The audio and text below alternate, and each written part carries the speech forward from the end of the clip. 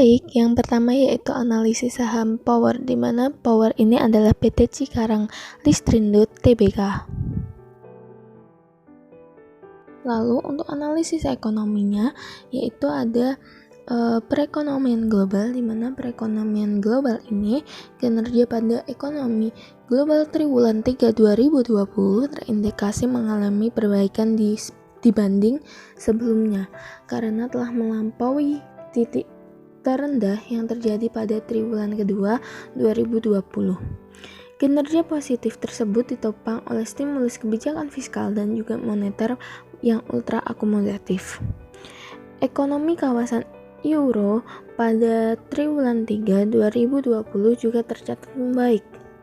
Ditopang perbaikan 4 negara inti yaitu Jerman, Prancis, Italia, Spanyol. Stimulus fiskal, kebijakan moneter akomodatif juga berperan signifikan yang mengatasi dampak negatif pandemi COVID-19 dan membantu pemulihan ekonomi. Untuk selanjutnya yaitu ekonomi Indonesia, di mana pertumbuhan ekonomi Indonesia masih negatif pada kuartal 1 2021. Badan Pusat Statistik atau BPS mencatat perekonomian di bulan pertama tahun ini minus. Kepala BPS Suharyanto mengatakan produk domestik bruto atau PDB Indonesia atas dasar harga berlaku tercatat yaitu 3.969,1 triliun. Walaupun pertumbuhan ekonomi di kuartal 1 mengalami kontraksi, tetapi tren menunjukkan ke arah yang positif dan terus membaik dari kuartal-kuartal sebelumnya. Selanjutnya diproyeksi pertumbuhan ekonomi Indonesia di kuartal 2, 3, dan 4 tahun ini berada di zona yang positif. Alhasil ekonomi Indonesia 2021 secara akumulasi akan tumbuh positif dibanding 2020 lalu. Lalu selanjutnya yang ketiga yaitu adanya tingkat inflasi, di mana bersumber dari Badan Pusat Statistik BPS Indonesia. Selama tahun 2020, tingkat inflasi terjadi sebesar 1,68%. Hasil tersebut ternyata masih berada di bawah target inflasi, yaitu sebesar 2-4%. Inflasi inti tetap rendah seiring dengan pengaruh permintaan domestik yang belum kuat karena dampak dan pandemi COVID-19, pasokan yang memadai, dan kerjasama kebijakan antara Bank Indonesia dan pemerintah yang selalu tetap konsisten untuk menjaga kestabilan harga. Lalu untuk analisis ekonomi yang terakhir yaitu BI 7 Days Repo Rate atau disingkat dengan BI 7DRR, di mana Bank Indonesia melakukan penguatan kerangka operasi moneter yang mengimplementasikan suku bunga acuan atau suku bunga kebijakan baru yaitu BI 7 Days Reverse Repo Rate yang berlaku efektif sejak 19 Agustus 2016 menggantikan BI Rate. Instrumen ini digunakan sebagai suku bunga kebijakan baru karena dapat secara cepat mempengaruhi pasar uang, perbankan, dan juga sektor real. Lalu selanjutnya ada peningkatan ekonomi tahun 2021, di mana pemerintah mentargetkan pertumbuhan ekonomi Indonesia tahun 2021 akan tumbuh sebesar 4,3 sampai dengan 5,5%. Diharapkan pemulihan pada ekonomi masyarakat akan terus berjalan seiring berkurangnya kasus penularan COVID-19 dan program vaksinasi yang terus meluas harus membuat optimisme akan meningkatkan ekonomi Indonesia kembali stabil. Dengan menggerakkan asumsi kebutuhan rumah tangga serta daya beli masyarakat akan mendorong pertumbuhan ekonomi sehingga bisa memberikan hasil yang signifikan terhadap peningkatan ekonomi di Indonesia. Untuk recovery tingkat konsumsi listrik, di mana PT PLN atau Persero memperpanjang pemberian subsidi keringanan biaya listrik bagi masyarakat tertentu dan juga UMKM yang berlaku mulai 7 Januari sampai dengan 31 Maret 2021. Tujuan diperpanjangnya subsidi ini adalah upaya pemerintah untuk membantu masyarakat yang tidak mampu dan rawan dalam menghadapi pandemi COVID-19. Dalam sektor industri, terjadi kenaikan penggunaan listrik yaitu sebesar 7% pada bulan Februari 2021 karena pulihnya aktivitas masyarakat dan kebanyakan industri skala menengah yang menggunakan energi listriknya di bawah 5 MW sudah mulai beroperasi penuh. Yang selanjutnya yaitu ada analisis keuangan, di mana yang pertama yaitu peningkatan revenue perusahaan. Dilihat dari laporan keuangan mulai tahun 2016 sampai dengan 2019, Power menunjukkan performa pertumbuhan pendapatan yang masih positif dengan Compound Annual Growth Rate atau CAGR sebesar 1,67%. Hal ini termasuk kecil apabila dibandingkan dengan perusahaan lain. Kami mengindeksi di tahun 2020 akan terjadi penurunan revenue dari tahun sebelumnya sebesar 22,26%. Lalu yang kedua yaitu profit margin perusahaan, di mana perseroan mencatatkan inkonsistensi net profit margin atau NPM pada periode 2016 sampai dengan 2020. Namun NPM masih tetap terjaga di kisaran 14 sampai dengan 20%, menunjukkan perusahaan yang masih profitable. Bahkan di tahun 2020 kemarin perseroan masih mencetak laba bersih dengan estimasi NPM 14%. Kami memprediksi pada tahun 2021 akan terjadi recovery pada NPM perusahaan dengan adanya program vaksinasi dari pemerintah yang terus berlangsung tentunya akan membangkitkan gairah perekonomian nasional sehingga akan mendorong aktivitas industri terutama di wilayah yang dilayani oleh Power. Lalu untuk yang ketiga yaitu profitabilitas yang cukup baik, di mana Power ini memiliki ROE pada periode 2016 sampai dengan 2020 kuartal 3 yang kurang stabil. Di tahun 2019 mengalami peningkatan ROE yang signifikan dari tahun 2019. Seharusnya kenaikan ROE ini bisa berlanjut di tahun 2020 dan karena adanya wabah virus COVID-19 membuat produksi perindustrian turun dan mengurangi konsumsi listrik sehingga pendapatan Power juga ikut menurun. Dari segi profitabilitas dari tahun 2016 sampai dengan 2020 kuartal 3 Power sendiri mencatatkan rata-rata ROE sebesar 14% dan ROA sebesar 7%. Menurut kami perusahaan ini cukup profitable dan mempunyai potensi yang besar ke depannya. Dimana yang terakhir pada analisis keuangan yaitu adalah manajemen hutang yang baik, di mana Power adalah salah satu perusahaan yang tidak memiliki hutang bank, di mana hal ini menjadi nilai plus sendiri bagi para investor. Namun pada bulan September 2016 Power melakukan penerbitan senior notes sebesar 550 juta dolar dengan tingkat interest sebesar 4,95% per tahun dengan jatuh tempo pada tahun 2026. Untuk nilai plus yang lain yaitu Power adalah memiliki DER yang semenjak tahun 2016 terus mengalami penurunan. Hal ini juga merupakan nilai positif perusahaan yang semakin membuat emiten ini lebih menarik.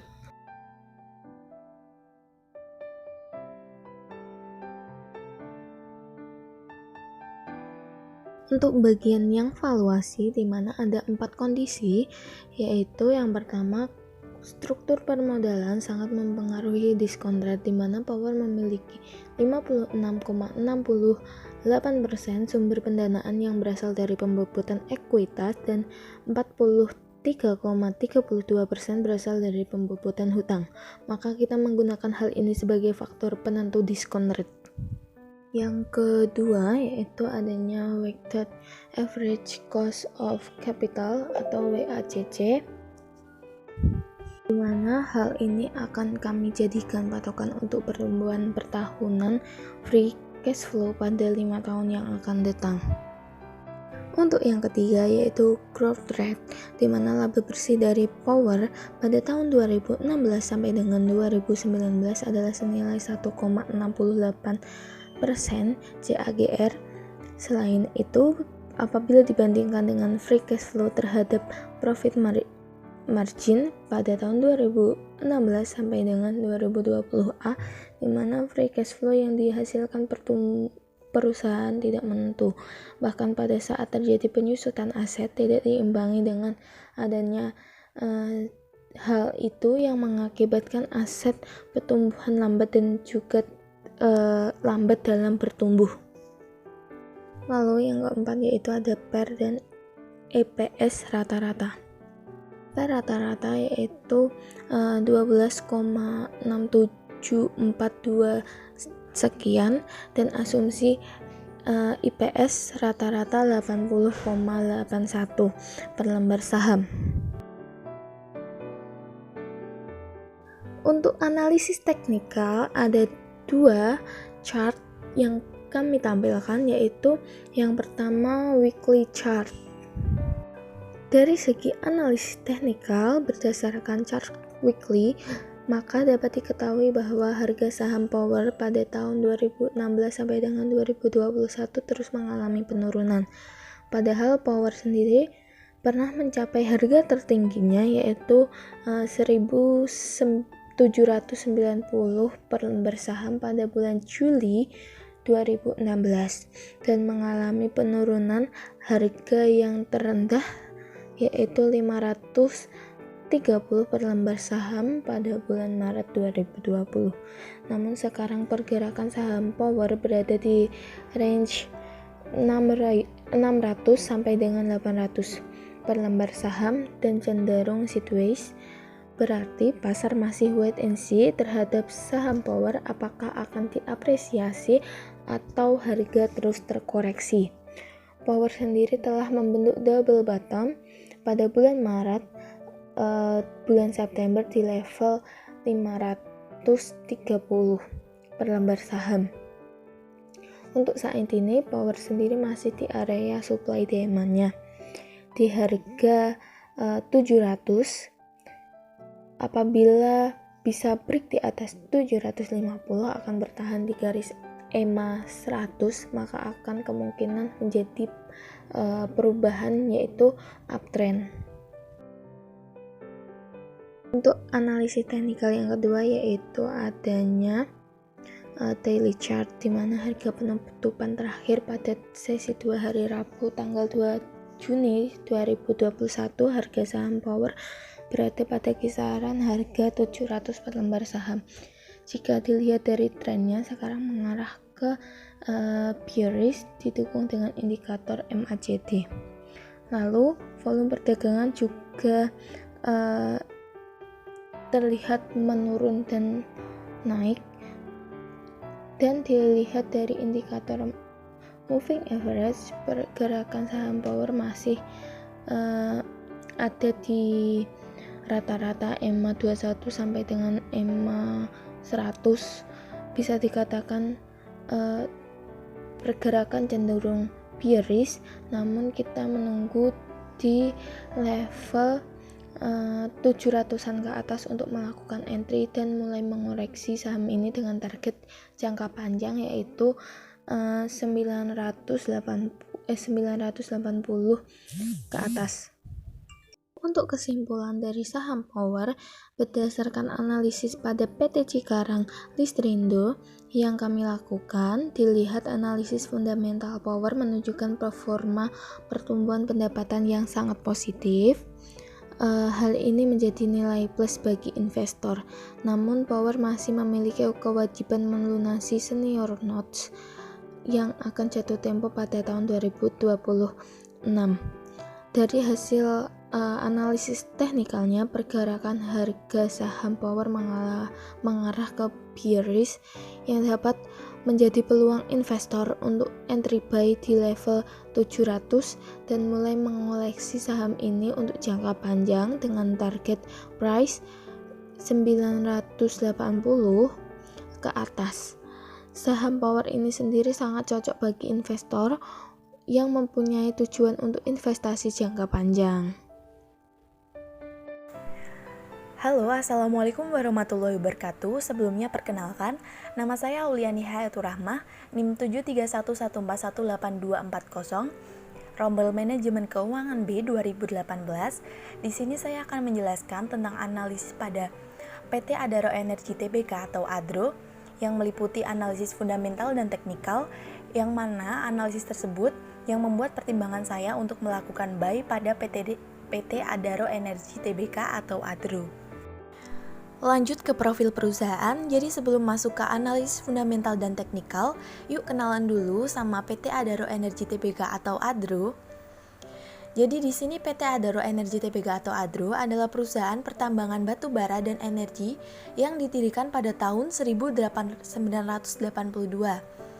yang memiliki produksi batu bara nomor 2 se-Indonesia.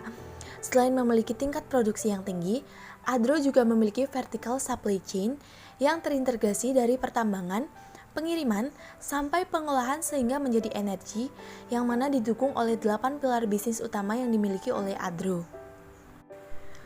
Untuk produknya sendiri, secara umum ADRO memproduksi batu bara dengan nilai kalori di antara 4.000 dan 5.000 kilokal per kilogram yang secara umum digunakan oleh pembangkit listrik. Selain itu, ADRO juga memproduksi dan menjual batu bara kokas sejak melakukan akuisisi terhadap AMC dan juga situs pertambangan Kestrel yang terletak di Australia. Untuk revenue breakdown-nya sendiri, produksi yang dilakukan oleh ADRO dijual tidak hanya kepada pasar domestik, namun juga kepada pasar global, di mana pada tahun 2020, pendapatan ADRO berasal dari, untuk proporsinya bisa dilihat pada grafik di bawah ini, dengan pendapatan utama berasal dari penjualan batu bara atau 92% dari total pendapatan.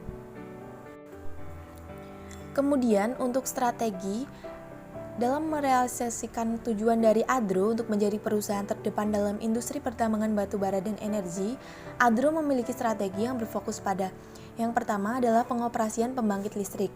Jadi ADRO akhir-akhir ini tuh mulai merambah menuju bisnis independent power plant atau IPP dengan melakukan ventura bersama dengan Bima Sena Power Indonesia dan juga dengan Tanjung Power Indonesia yang akan membantu meningkatkan pemasukan ADRO dan membantu kegiatan operasional ADRO secara keseluruhan.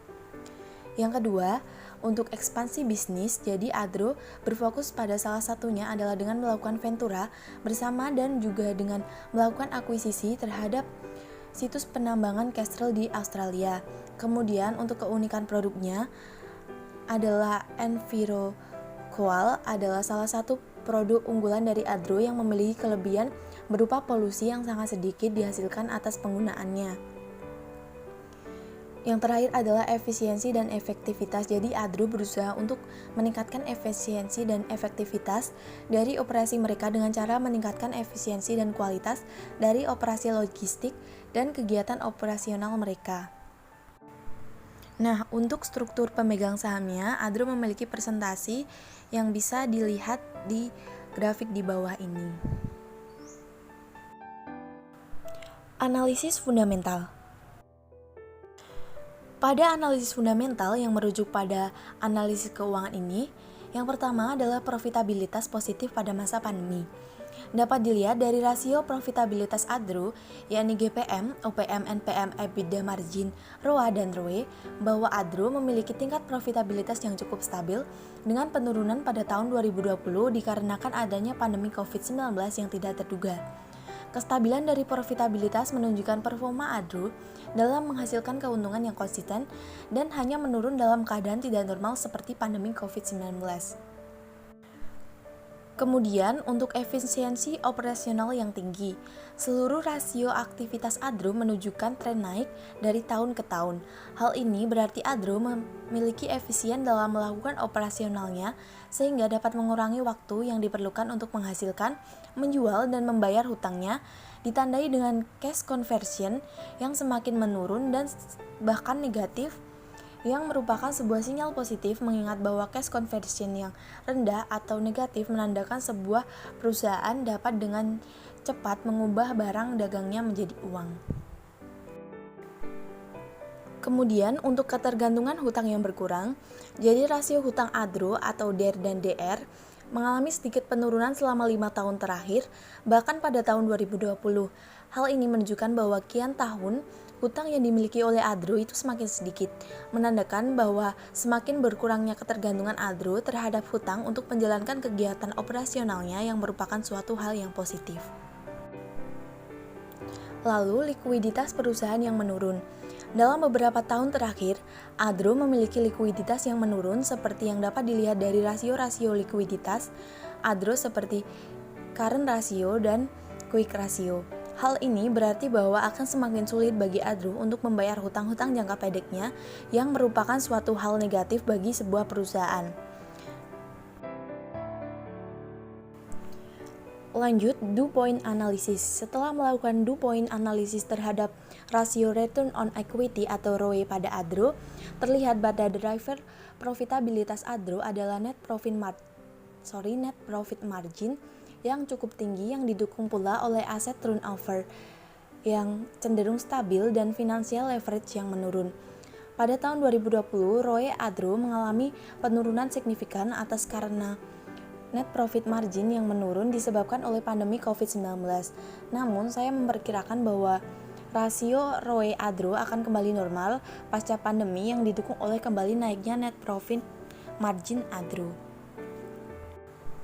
Selanjutnya, valuasi relatif peer analysis. Setelah membandingkan kinerja ADRO dengan 23 perusahaan lainnya yang berada di industri yang sama pada tahun 2019, terlihat pada ADRO memiliki posisi unggul terhadap rata-rata industri dengan rasio likuiditas yang lebih kecil atau lebih liquid.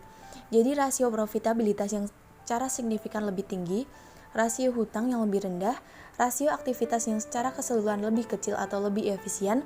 Keunggulan ini menandakan bahwa ADRO memiliki keuntungan kompetitif dan merupakan perusahaan yang lebih baik dari kompetitornya. Yang terakhir adalah tren penurunan 2020. Pandemi COVID-19 yang terjadi di sepanjang tahun 2020 berdampak negatif pada hampir seluruh perusahaan, tidak terkecuali pada ADRO. Dampak tersebut dapat dilihat dari hampir seluruh rasio ADRO yang mengalami penurunan, sama halnya dengan yang dirasakan hampir seluruh perusahaan lainnya. Meskipun mengalami penurunan, ADRO masih tetap dapat mempertahankan kinerjanya, sehingga lebih baik posisi finansialnya jika dibandingkan dengan kebanyakan perusahaan lainnya dan diproyeksikan untuk kembali normal setelah pandemi berakhir. Analisis teknikal. Nah, pada analisis teknikal tersebut menandakan potensi besar untuk rebound. Jadi, saham ADRO saat ini tuh sedang berada pada trend sideways dan baru saja mengenai support kuat yang sudah dites beberapa kali dan mendekati garis bawah dari Bollinger's Band yang memberikan sinyal kenaikan pada saham ADRO. Tidak hanya itu, juga terdapat candlestick doji yang menandakan akan adanya bullish reversal dan juga stokastik yang sedang pada kondisi oversold, memberikan sinyal bahwa sudah waktunya saham ADRO akan mengalami kenaikan. Terdapat juga gap di sekitar harga 1290 yang mendukung sinyal bahwa saham ADRO akan mengalami kenaikan. Mengingat bahwa harga sebuah saham seringkali kembali kepada gap, meskipun tidak selalu. Secara keseluruhan dapat dikonklusikan bahwa saham ADRO memiliki banyak sinyal positif bahwa harganya akan naik dan merupakan saham yang layak untuk dibeli. Untuk kesimpulannya, dengan adanya analisa fundamental dan teknikal untuk saham PT Adaro Energi Tbk atau ADRO, saya memilih untuk buy. Hal ini dikarenakan adanya kondisi yang mendukung seperti analisa fundamental dan analisa teknikal yang memberikan banyak sinyal positif kenaikan. Nah, untuk selanjutnya, saham yang dipilih untuk dimasukkan ke dalam portofolio adalah saham perusahaan PT Industri Jamu dan Farmasi Sido Muncul Tbk atau dengan kode saham SIDO.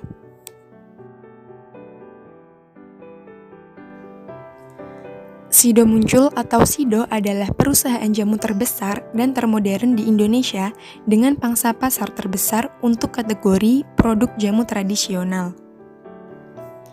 Sido Muncul memiliki lebih dari 300 jenis produk yang sangat akrab dan dekat dengan konsumen Indonesia. Tolak Angin dan Kuku Bima Energi adalah salah satu produk unggulan yang telah banyak dikenal selama puluhan tahun. Sido Muncul berkomitmen untuk berkembang sejalan dengan prinsip manusia, bumi, dan laba untuk menciptakan perusahaan yang berkesinambungan dan bertanggung jawab.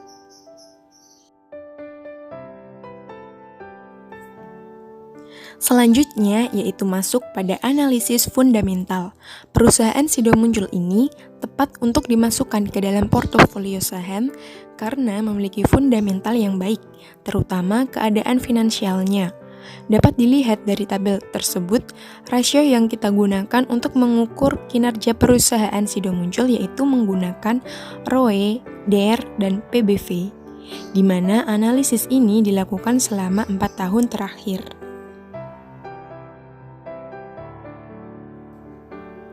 Yang pertama yaitu ROI atau Return on Investment. ROI ini digunakan untuk mengukur kemampuan perusahaan dalam menghasilkan laba dengan bermodalkan ekuitas yang sudah diinvestasikan pemegang saham. Selama 4 tahun terakhir, yaitu dari tahun 2017 hingga tahun 2020, nilai ROI selalu mengalami pertumbuhan. Selain itu, juga dapat dilihat bahwa Sido Muncul memiliki nilai ROE yang konsisten di atas 10% selama 4 tahun terakhir. Dari sini dapat diketahui bahwa kemampuan perusahaan Sido Muncul dalam menghasilkan laba dengan bermodalkan ekuitas yang sudah diinvestasikan pemegang saham cukup baik.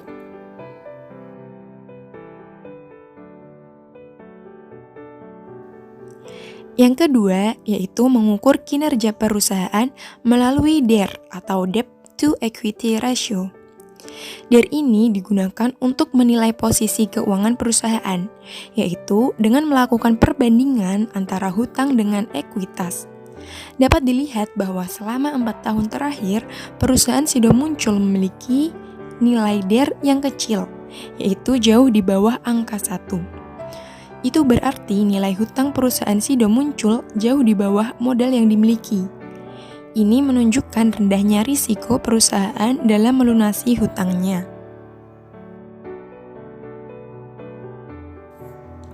Nah, yang terakhir yaitu melihat dari nilai PBV-nya atau Price to Book Value, yaitu rasio valuasi untuk menilai mahal atau murahnya sebuah saham dengan membandingkan antara harga saham dengan nilai buku perusahaan.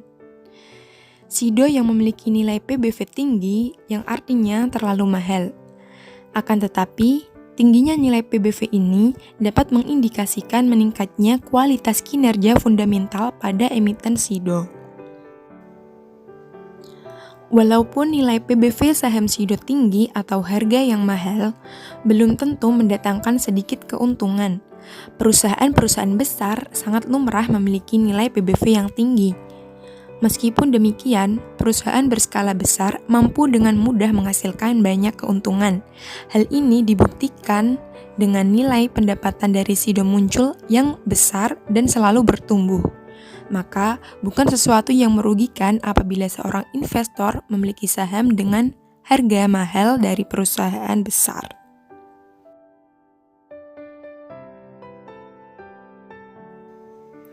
Selanjutnya yaitu masuk pada analisis teknikal. Indikator yang digunakan yaitu Moving Average atau MA dan Stochastic.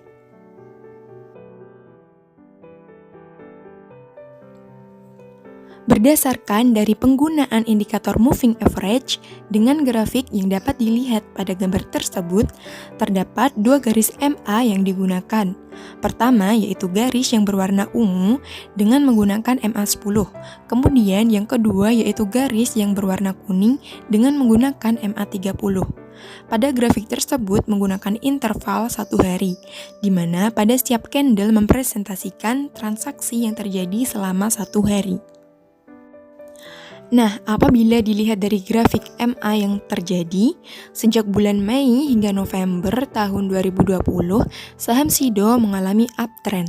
Hal ini dapat dilihat dari grafik MA10 atau grafik yang berwarna ungu yang terus berada di atas grafik MA30 atau grafik yang berwarna kuning. Akan tetapi, di antara bulan Mei hingga November tersebut sempat mengalami downtrend, yaitu pada pertengahan Juni hingga Juli 2020.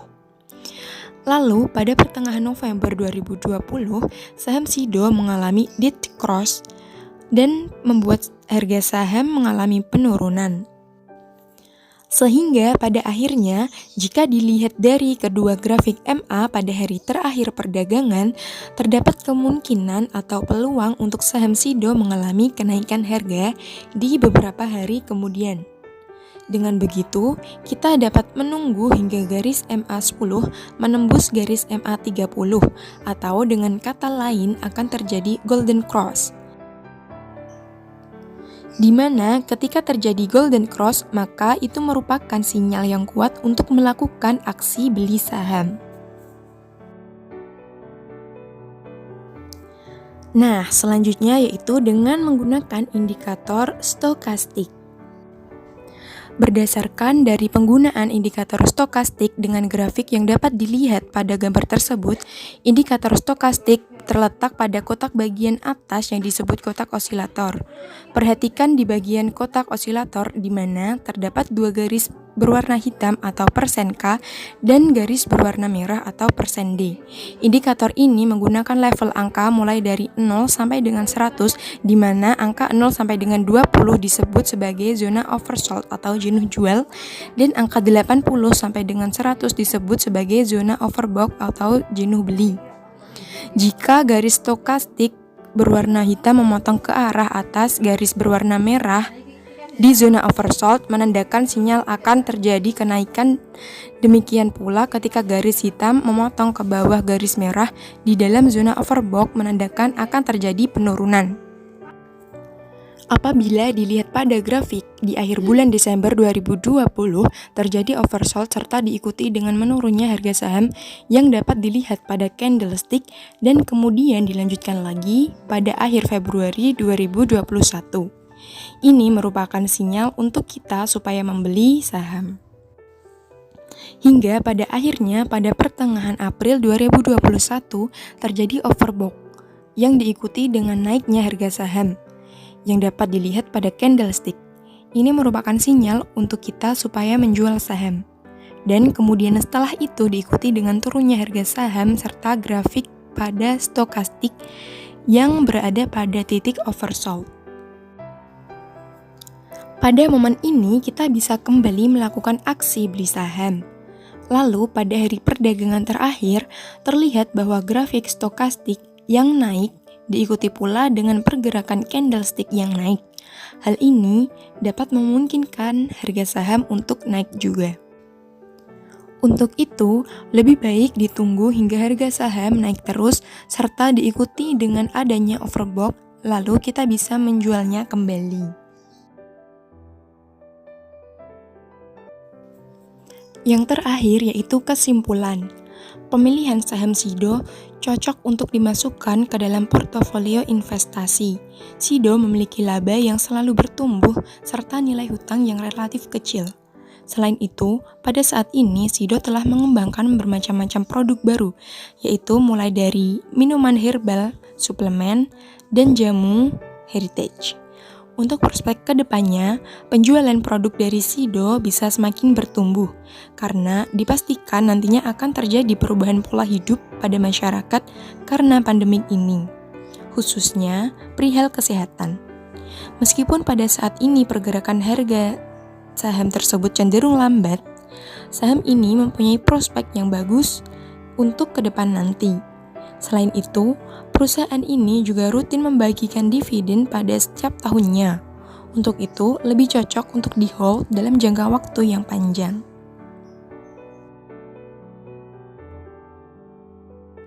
Baik, selanjutnya di sini saya akan menjelaskan mengenai analisis fundamental dan analisis teknikal Bank Negara Indonesia atau BBNI. Pertama-tama, kita akan membahas mengenai profil perusahaan dari BNI. Bank Negara Indonesia atau BNI adalah perusahaan berbasis di Indonesia yang utamanya bergerak pada sektor perbankan. BNI merupakan sebuah institusi bank milik pemerintah, dalam hal ini adalah perusahaan BUMN pertama yang menjadi perusahaan publik setelah mencatatkan sahamnya di Bursa Efek Jakarta dan Bursa Efek Surabaya pada tahun 1996. BNI berkomitmen untuk menjadi lembaga keuangan yang unggul dalam layanan dan kinerja secara berkelanjutan. Pada saat ini, 60% saham BNI dimiliki oleh pemerintah Republik Indonesia, sedangkan 40% sisanya dimiliki oleh masyarakat, baik individu maupun institusi, dan baik domestik maupun asing. BNI kini tercatat sebagai bank nasional terbesar keempat di Indonesia, dilihat dari total aset, total kredit maupun total dana pihak ketiga. Dalam memberikan layanan finansial secara terpadu, BNI didukung oleh sejumlah perusahaan anak, yakni Bank BNI Syariah, BNI Multifinance, BNI Sekuritas, BNI Life Insurance, dan BNI Remittance. Selanjutnya kita masuk ke analisis yang pertama, yaitu analisis fundamental. Di sini terdiri dari 3 indikator, yaitu ROE, DER, dan PBV. Yang pertama adalah ROE atau Return of Equity. ROE merupakan rasio profitabilitas untuk mengukur sejauh mana kemampuan perusahaan dalam menghasilkan laba bersih bagi para investor atau pemilik dari investasi pemegang saham perusahaan dengan menggunakan modal sendiri. ROE biasanya diukur dalam ukuran persen. Semakin nilai ROE mendekati 100%, maka akan semakin bagus. ROE yang bernilai 100% menandakan bahwa setiap Rp1 ekuitas pemegang saham dapat menghasilkan Rp1 dari laba bersih perusahaan.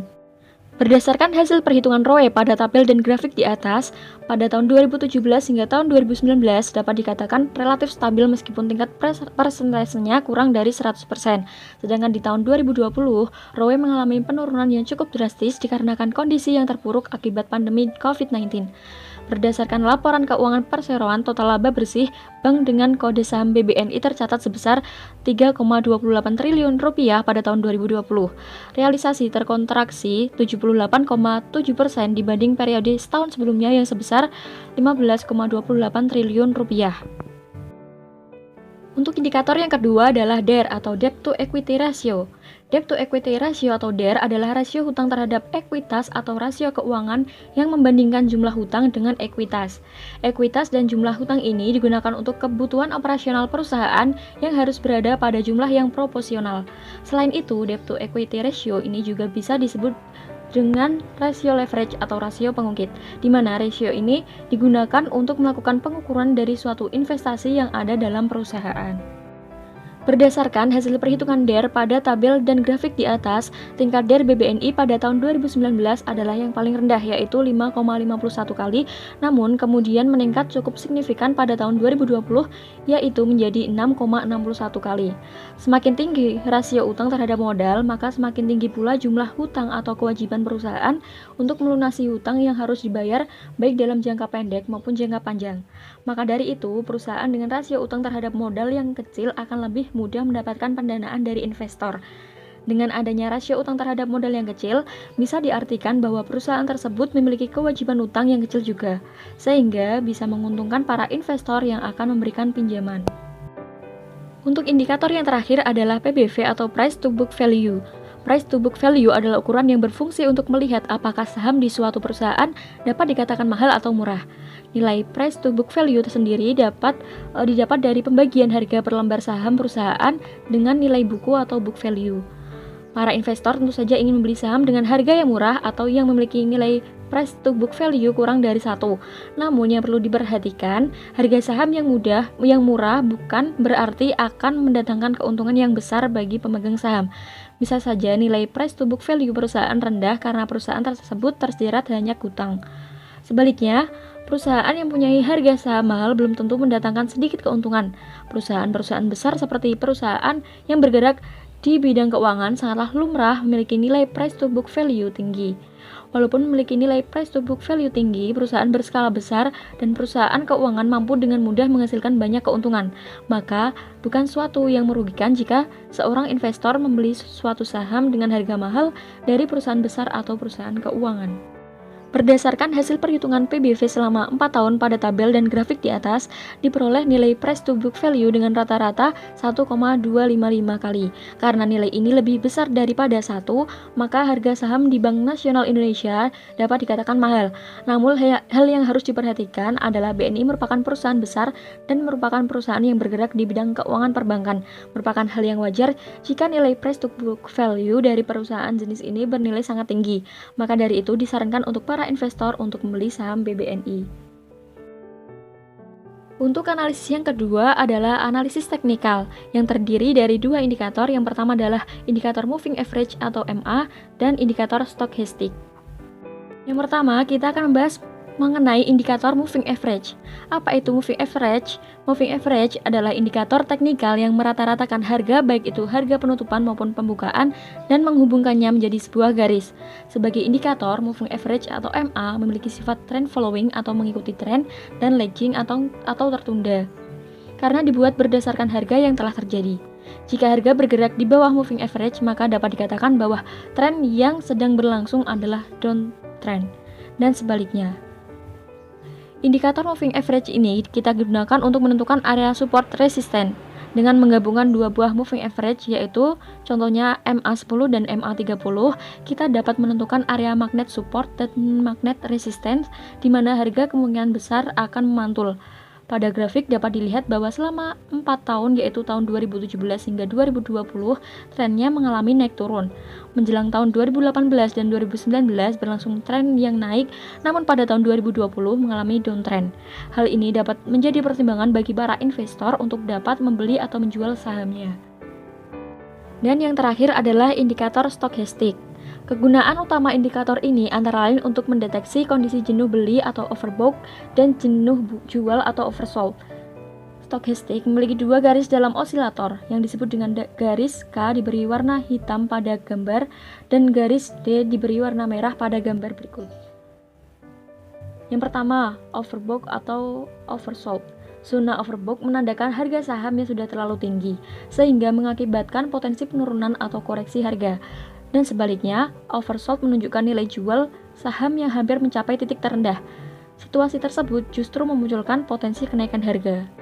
Pada indikator stochastic, level overbought ditetapkan di atas angka 80, sedangkan oversold berada di bawah angka 20. Meskipun sederhana itu menafsirkannya, tetapi bukan berarti trader disarankan untuk langsung melakukan entry trading. Kecenderungan untuk berbalik arah atau justru terus naik atau turun turut bergantung pada seberapa besar momentum. Kemudian yang kedua adalah entry trading. Untuk menemukan sinyal entry, trader harus mengamati persilangan antara garis K dan D. Sinyal beli terdeteksi ketika garis K memotong garis D dari arah bawah ke atas. Sedangkan sinyal jual muncul saat garis K memotong D pada posisi atau atas menuju ke bawah. Poin terpenting yang perlu diketahui adalah apabila persilangan kedua garis osilator terjadi di zona overbought ataupun di zona oversold, maka sinyal entry trading lebih terkonfirmasi. Kemudian, divergence. Pada indikator stochastic adalah petunjuk divergence dilihat dari puncak atau high dan dasar atau low, yang merupakan kumpulan dari garis sinyal. Ketika posisi high atau low makin menurun, berarti momentum sedang melemah. Jika posisi high atau low malah meningkat, maka momentum sedang menguat. Selanjutnya, kita masuk ke kesimpulan. Berdasarkan pada analisis fundamental dan analisis teknikal pada saham BBNI yang dilakukan pada periode tahun 2017 hingga tahun 2020, dapat disimpulkan bahwa saham BBNI mengalami penurunan ROE pada tahun 2020 secara drastis karena dampak dari pandemi COVID-19 yang menyebabkan laba menurun. Namun dapat diprediksi pada tahun-tahun selanjutnya BBNI dapat mengalami tren kenaikan melalui dorongan transformasi digital, dikarenakan BNI merupakan perusahaan berskala besar dan perusahaan keuangan mampu dengan mudah menghasilkan banyak keuntungan. Maka, bukan suatu yang merugikan jika seseorang investor membeli saham dengan harga mahal dari perusahaan besar atau perusahaan keuangan. Seiring dengan prospek pertumbuhan ekonomi yang lebih baik, kinerja keuangan BBNI akan ikut terdongkrak. Manajemen BBNI mematok pertumbuhan kredit di angka 6-9% tahun ini. Net Interest Margin atau NIM ditarget di 4,6 hingga 4,8% dan biaya kredit turun menjadi 3,3% hingga 3,6%. likuiditas longgar serta rasio kecukupan modal yang memadai akan turut mendukung kinerja BBNI di tahun 2021. Yang selanjutnya yaitu analisis fundamental dan analisis teknikal pada perusahaan gas negara Persero Tbk dengan kode emiten PGAS. Topik yang akan dibahas pada pembahasan kali ini yaitu yang pertama profil perusahaan, yang kedua analisis fundamental, kemudian analisis teknikal, dan yang terakhir adalah kesimpulan. Perusahaan gas negara Persero Tbk atau yang biasanya disingkat dengan PGN merupakan salah satu BUMN yang bergerak di bidang transmisi dan distribusi gas bumi.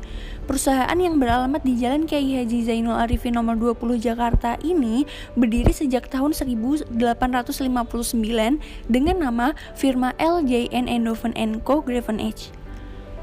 Pada tanggal 13 Mei 1965, berdasarkan peraturan pemerintah, PGAS ditetapkan sebagai perusahaan negara dan dikenal sebagai perusahaan negara gas atau PN Gas. Perubahan terakhir berdasarkan peraturan pemerintah nomor 37 tahun 1994, PGAS diubah dari Perum menjadi perusahaan perseroan terbatas yang dimiliki oleh negara atau Persero, dan namanya berubah menjadi PT Perusahaan Gas Negara Persero. Selanjutnya yaitu distribusi gas bumi perusahaan gas negara. PGN mengoperasikan jalur pipa distribusi gas sepanjang lebih dari 3.750 km, menyuplai gas bumi ke pembangkit listrik, industri, usaha komersial termasuk restoran, hotel, dan rumah sakit, serta rumah tangga di wilayah-wilayah yang paling padat penduduknya di Indonesia. Kemudian transmisi gas bumi perusahaan gas negara.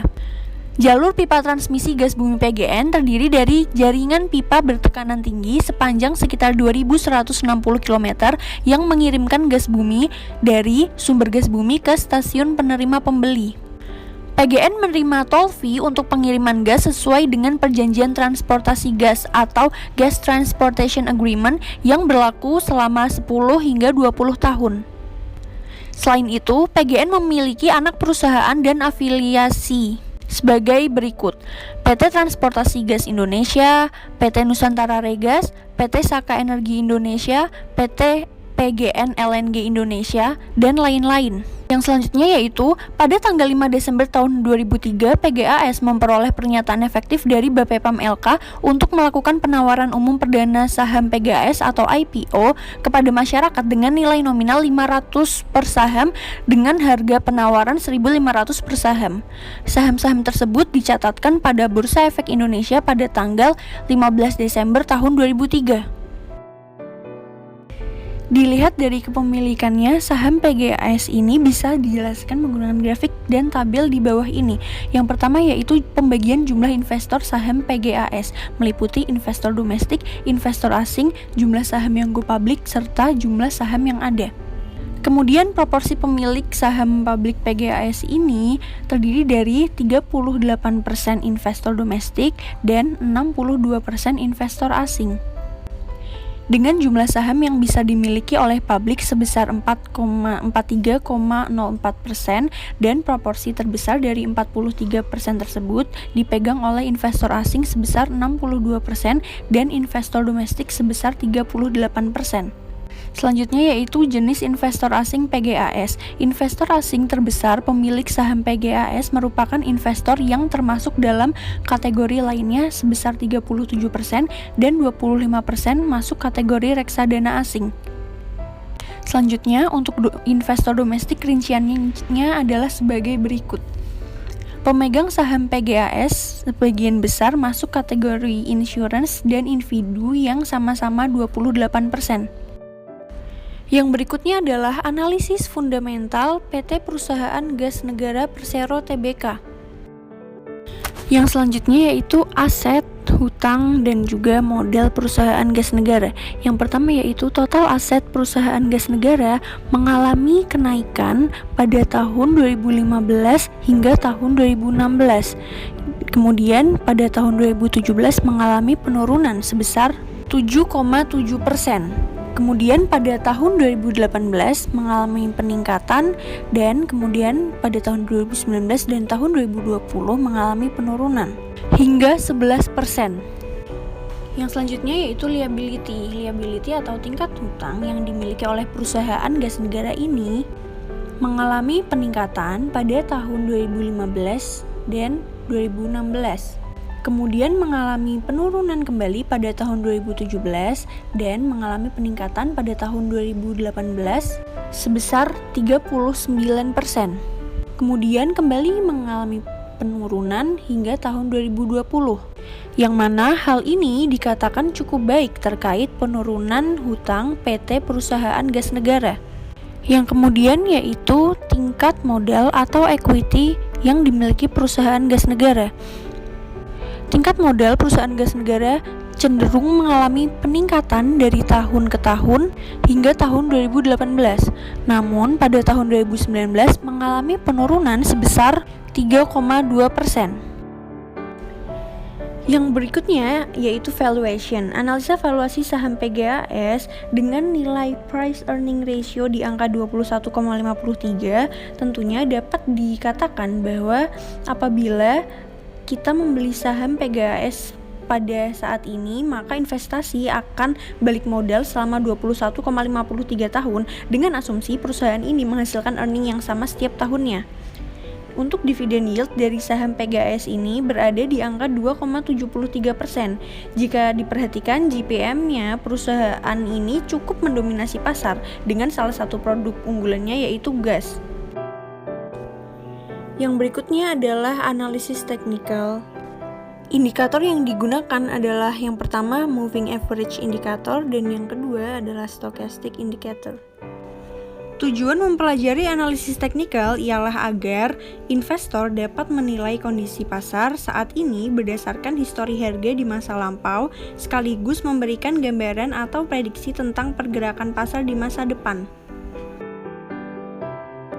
Yang pertama adalah moving average indicator. Moving average indicator yang saya gunakan adalah MA10 dan MA30.